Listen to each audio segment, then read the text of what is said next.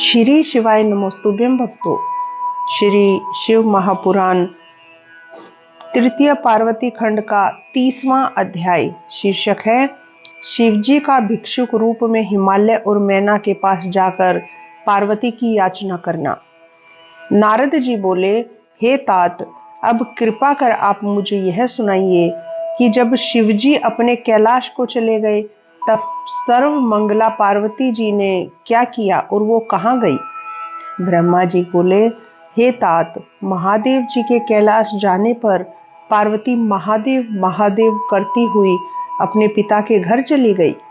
सब हर्षित हो चंदन और पुष्पों से पार्वती की स्तुति करने लगे। ब्राह्मण प्रसन्न हो सज्जित रथ में पार्वती को बिठाकर नगर में आए। मैना और हिमाचल के हर्ष का कोई अंत ना रहा।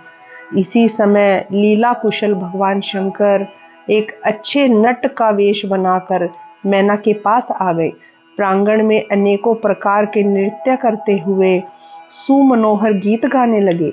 पार्वती की माता मैना उत्तोत्तम रत्नों से सुवर्ण के थाल में रखकर प्रेम पूर्वक उस नर्तक को देने गई, परंतु शिवजी ने उनके वैभव से प्रसन्न होकर भी उसे तो स्वीकार नहीं किया और भिक्षा में पार्वती जी को मांगा और फिर गाने लगे और नृत्य करने लगे। मैना क्रुद्ध हो भिक्षुक को ताड़ना देती हुई बोली कि तू शहर से निकल जा। इतने में हिमालय भी गंगा से लौटे तो घर के आंगन में नृत्य करते हुए भिक्षुक को देखा।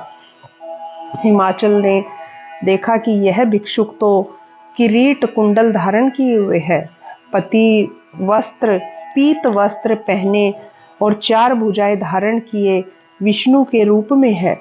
और हिमाचल ने पूजा के समय जो कुछ भी पुष्पादि चढ़ाए थे वे उसके सिर और शरीर पर स्थित हैं। फिर गिरीश्वर ने उसे जक्त स्त्रष्टा ब्रह्मा के रूप में देखा। उसी समय उस भिक्षुक ने हिमालय से भगवती दुर्गा की याचना की।